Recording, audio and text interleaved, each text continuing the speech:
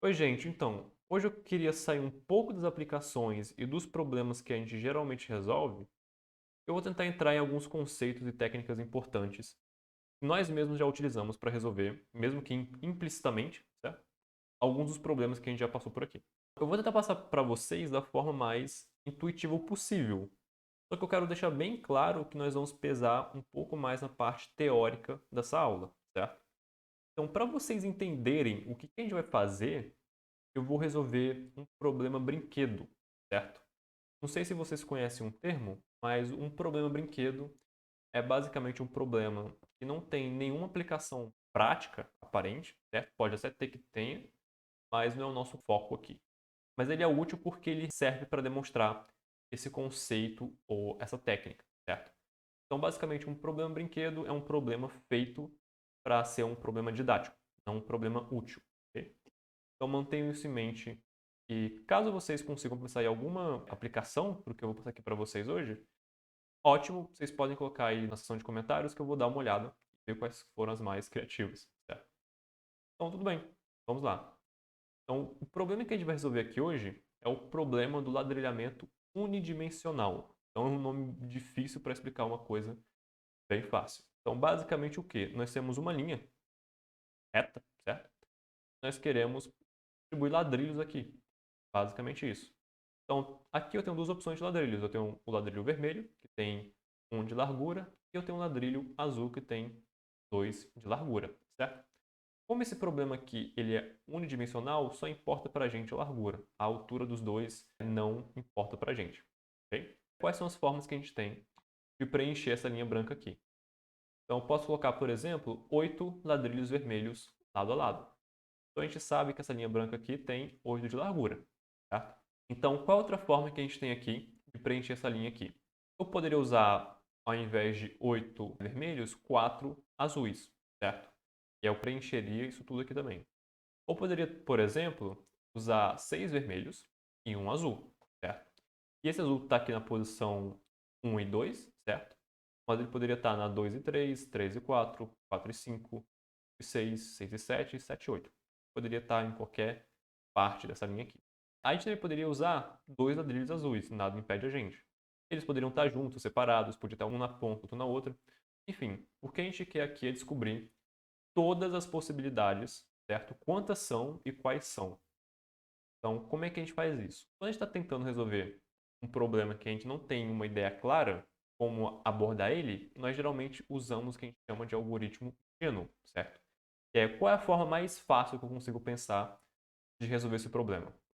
E a partir dela, nós vamos melhorando e melhorando até chegar num algoritmo eficiente, certo? Qual seria a forma ingênua de resolver isso aqui? Você poderia pensar que, por exemplo, nós temos mais uma vez uma linha, dessa vez ela já tem aqui a divisão certinho para a gente ver, de 5 ladrilhos, certo? Então cabe aqui 5 ladrilhos vermelhos, ou então 2 ladrilhos azuis e um vermelho, enfim. A gente vai continuar usando o ladrilho vermelho, que tem um de lado, e o ladrilho azul, que tem dois de lado, certo? Então aqui nós temos 5. Eu quero saber quais são as formas de preencher isso aqui. Então você poderia pensar, bom, eu poderia começar usando um ladrilho vermelho, certo? Se eu colocar um ladrilho vermelho, eu vou ter 4 ladrilhos brancos, certo? 4 espaços vazios para eu preencher aqui. E aí você pensaria numa forma recursiva. Então, por exemplo, eu sei que eu tenho 4 espaços brancos aqui. Eu posso usar outro ladrilho vermelho, porque eu sei que eu tenho espaço. E aqui, mais uma vez, nós temos 3 ladrilhos vazios, certo?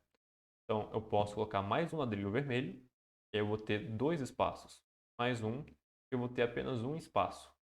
Como aqui eu só tenho um espaço, eu tenho o seguinte caso. Eu sei que o ladrilho azul ocupa 2. Então, aqui, obrigatoriamente, tem que ser o ladrilho vermelho, certo? Então, ótimo. Aqui a gente calculou o que a gente chama de galho, certo? A gente desceu o máximo que a gente podia até achar uma solução válida. Então, essa solução válida aqui é a nossa folha, que a gente chama. Então, qual outra possibilidade? Agora nós estamos voltando aqui para cima, certo? Qual a nossa outra possibilidade de preencher esses dois ladrilhos aqui? Bom, a gente pode preencher eles com um ladrilho azul, certo? Então, essas duas folhas aqui estão vindo daqui de cima, certo? essas duas aqui representam quais são as duas possibilidades de preencher dois ladrilhos em branco. Você pode usar dois vermelhos ou um azul. Ok? Então, tudo bem. Agora nós terminamos essa parte aqui, essa linha aqui. Nós vamos voltar para essa linha aqui.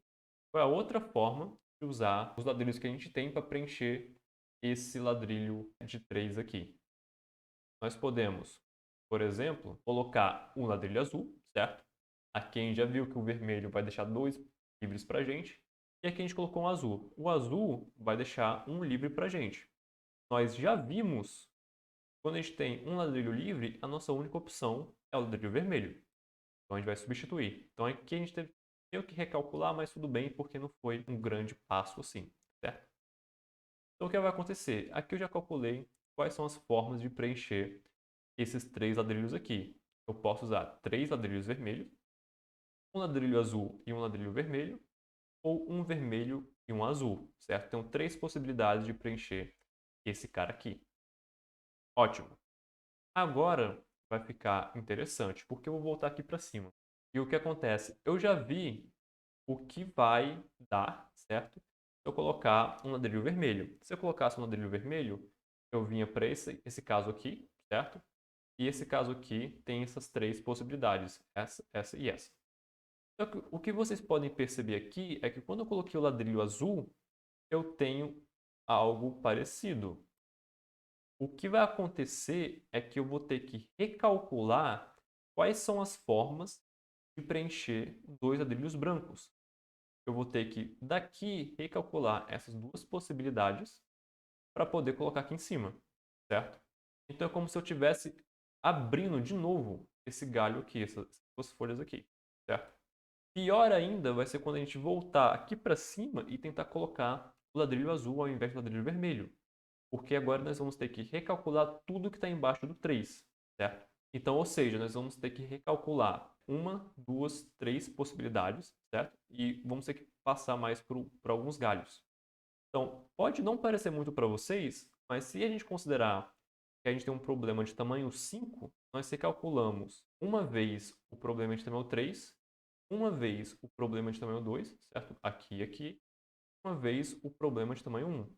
Só que quando a gente recalcular o problema de tamanho 3, nós vamos recalcular o problema de tamanho 2 de novo. Ou seja, nós vamos ter que recalcular esse cara e esse cara aqui. Então, digamos aqui que para um problema de tamanho 5, eu tive que calcular várias vezes o mesmo subproblema, certo? Pode não parecer muito para vocês, mas se eu aumentar esse número aqui para 1000, o que vai acontecer? Quando tiver 1000, eu vou ter 1000 menos 1, certo? Que é o caso do ladrilho vermelho. E o menos 2, que é 998. Então, esse ladrilho aqui vai representar o meu 998 ladrilhos brancos. Então, eu vou ter que recalcular quais são as formas de distribuir os ladrilhos entre 998 ladrilhos brancos 2 vezes, certo?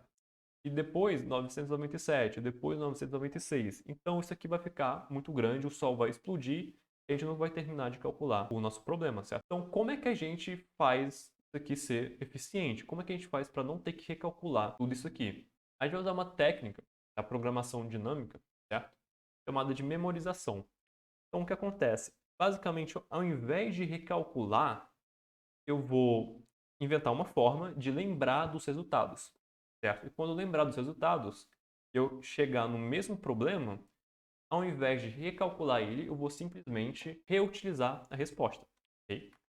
Então, por exemplo, aqui a gente pode começar de baixo para cima. Quais são as formas que eu tenho de distribuir o ladrilho vermelho e o azul num quadrado de lado 1, certo? Que era aquele nosso caso, que ficava lá embaixo da nossa árvore. Bom, só tem uma forma, que é o ladrilho vermelho, é o único que cabe aqui dentro. Então, o que acontece? Quando eu for calcular as possibilidades do nosso problema de tamanho 2, eu vou encontrar a solução óbvia, colocar o ladrilho azul, que tem largura 2, certo? Eu vou encontrar essa aqui, que tem um quadrado vermelho e um quadrado livre. Só que eu não vou precisar recalcular, porque eu já vi que quando eu tenho esse quadrado livre, eu vou colocar o quadrado vermelho no lugar, certo? Essa é a minha única opção. Então, eu lembrei a resposta, não recalculei ela. Então, para esses dois casos aqui, pode não parecer muito para você. Só que o que vai acontecer aqui agora? Para o 3, eu tenho o seguinte, eu tenho a possibilidade de colocar primeiro o quadrado azul, certo? O ângulo azul. E se eu fizer isso, vai sobrar um espaço em branco para mim. Ou eu posso colocar primeiro o quadrado vermelho. Se eu colocar o quadrado vermelho, eu vou ter dois espaços livres, certo? Então aqui eu teria que recalcular essas duas possibilidades. Só que eu não preciso fazer isso porque eu já tenho elas duas aqui. Então o que eu vou fazer aqui é o seguinte. Eu vou pegar essa solução que eu tenho aqui em cima e colar aqui embaixo. E vou pegar essa solução que eu tenho aqui em cima e vou colocar nesse lugar aqui. Então o que a gente tem aqui é o seguinte. Quantas formas a gente tem de preencher 3 ladrilhos brancos? A gente pode colocar 1, 2, 3 ladrilhos vermelhos, um ladrilho vermelho e um ladrilho azul, ou um ladrilho azul primeiro e o vermelho no final, certo? Então, tudo bem. Então, a gente já recalculou tudo que a gente tinha recalculado lá no começo daquela árvore lá, só que apenas 3 passos. A gente não precisou descer na árvore, fazer a ramificação e depois subir de novo para chegar aqui. Nós percorremos 1, 2, 3 passos e já chegamos nesse resultado aqui. Então, agora vai ficar ainda melhor para a gente, porque quando a gente chegar aqui no 4, nós vamos olhar e ver que nós temos que resolver o subproblema de tamanho 3 e o subproblema de tamanho 2, certo? Só que nós já resolvemos esses caras aqui. O 3 está aqui em cima, o 2 está aqui em cima. Então, o que acontece é que eu, ao invés de recalcular, eu vou simplesmente copiar e colar, certo?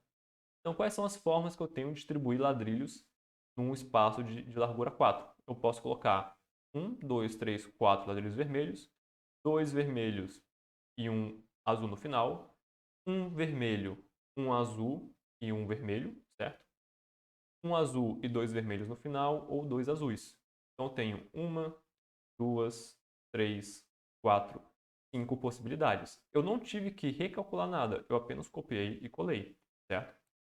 E para o 5, muito melhor, eu vou simplesmente copiar e colar a resposta que tem aqui no nosso 4 e a resposta que tem aqui no nosso 3.